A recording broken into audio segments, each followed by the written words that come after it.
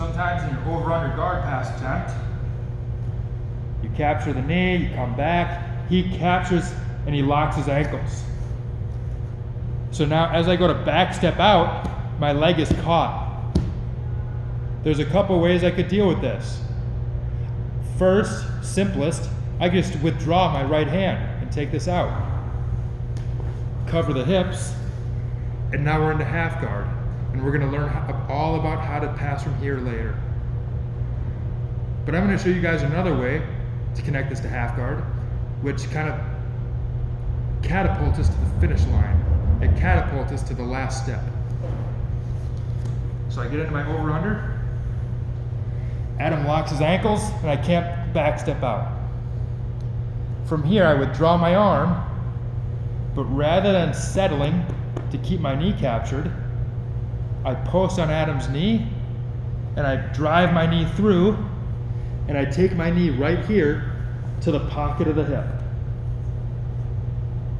And now we end up in a position called three-quarter mount, where I'm basically mounted on Adam, save for my ankle. If Adam were to release my ankle, I'd be in the mount position. So it's three-quarter mount, or 75% of the way to the mount position. Now there's a few different ways to finish from here. One of my favorites, and one of the simplest, relies on twisting the spine. Let my ankle go. So Adam is gonna keep my ankle trapped on this side. And I'm gonna keep his legs, and I'm gonna keep this bottom leg pinned with my shin, so his lower part of his spine is facing this way.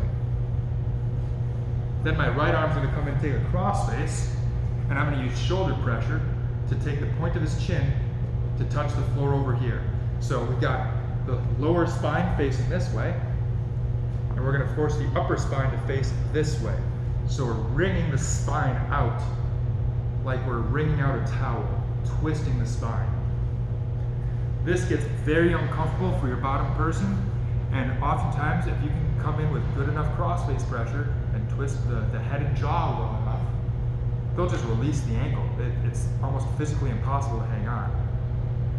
And for those really stubborn people who refuse to let go and they hang on, we can just use a simple butterfly hook with our free foot to pry our leg free. So let's see this all from the top. I get my over-under. I capture the knee, I come back, he captures my leg, I can't backstep.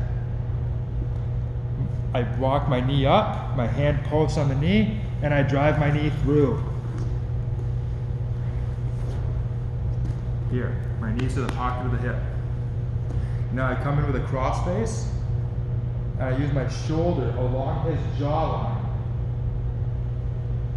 I'm going to use my right leg to keep his bottom leg pinned, and my shoulder along his jawline, twist the jaw until eventually he lets go.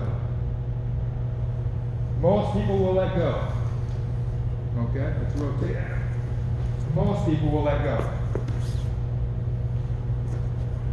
So again, my right leg keeps his leg pinned on this side, and my shoulder takes the point of his jaw to floor on this side, and he has to let go.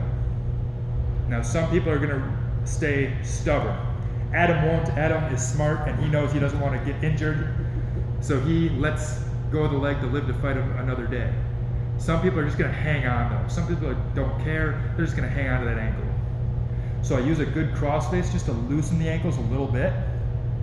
And then, now, I'm being nice to Adam. Really, I would take his chin and I'd force his chin to touch the mat over here. But I'm just gonna be nice to him for this. So, good cross face pressure, I would be touching that chin to the mat. I can use my left foot and I stick in a butterfly hook right here. So now I basically got two butterfly hooks in on Adam. And I'm going to use my two legs to start prying his knees apart. Just like so. So now when Adam goes to capture either ankle, he can't. And I can take my feet out. Okay. So that's good. Let's recap all that real quick, just verbally. And that'll probably be good for the over-under pass. So we started off with some basic details. They all have the same steps in common. Once our opponent's dangerous connections are broken, the next thing we want to do is keep those feet pointing away from us. With the feet pointing away, next thing is to go in and control the pocket of the hips. And once we have the pocket of both hips controlled and exposed, the last step is to transition from the hips up to the head and shoulders. Some trouble spots in the over-under pass. First, once we get those feet pointing away, is getting to the pocket of the first hip, if that knee comes in my way.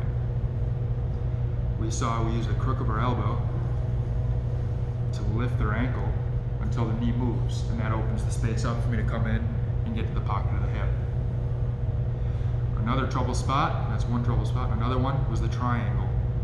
I want to make sure I keep that foot stuffed between my two legs to avoid getting triangled. A third trouble spot was his ability to off-balance me. And we saw, I go up to this asymmetrical tripod so that my weight distribution is shifted a little bit to set against his ability to off-balance me. And the last trouble spot was the frames. We saw I can use either my arm or my leg to deal with the frames, to get the frames out of the way so I can move from the hips to the head and shoulders. Now that we understand the over-under pass, the next thing was to add in a submission to the mix. And so when you're in the middle of your over-under, you'll always have the option to knee bar the extended leg, the leg that you're going over. You triangle your legs, extend the leg, walk your knees backward, and drive your hips down through the kneecap to get a hyperextension of the knee. Then finally, we looked at transitioning from the over-under pass into other guard passes. We saw that we can go from the over-under pass and finish with a double under pass. Conversely, we saw that we can start with a double under pass and then convert it into an over-under pass and finish with that. So you can start double under, finish over under, or you can start over under and finish double under. They work incredibly well in tandem and with one another. Then finally, we looked at connecting our over-under pass to a very niche style of guard passing, half guard passing, which is all bound up in the notion of getting inside the knees first, and then once we have the pockets of the hip controlled and we control the head and shoulders, then it comes down to extracting the knee and the ankle. The double under pass combined with the half guard was a little different. We never went up to control the head and shoulders too early. We stayed on the hips, but the idea was still the same. From the over-under pass, I first push and free my knee, and I go to the 3/4 mount. Once my knee's free, all that's left to do is free the trapped ankle. And I showed you guys how to do that using this concept of twisting the spine and wringing the spine out like a towel to create so much discomfort and pressure on our opponent that they willingly let go of the ankle just to alleviate the pressure. And then for those extra special intense people who just refuse, they refuse to let the ankle go, they bite onto it, lock onto it, and you can't get it free. Use a combination of this wringing out effect of the spine, this twisting of the spine, combined with bringing in a second butterfly hook. And then I use my 2 butterfly hooks to pry his 2 thighs apart and eventually free my ankle. And that is a great introduction to you guys for half guard passing, again, which we're going to be studying in April.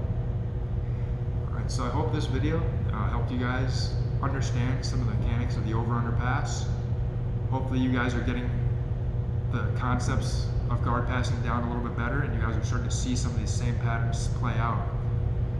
Once again, pointing the feet away, getting to the pocket of the hips, and then progressing from the hips to the head and shoulders. If you guys can do those 3 things, pointing the feet away, get to the pocket of the hips, and transition from hips to head and shoulders, you guys are going to pass a lot of guards. You're going to get very good very quickly, especially when you learn to get into and control the pocket of the hips. If, however, you're unable to point the feet away, or you're unable to get to the pocket of the hips, or you're unable to manage the transition from hips to head and shoulders, you're not going to pass very many guards at all. When you can do all 3 of those things reliably, you're going to pass a lot of guards.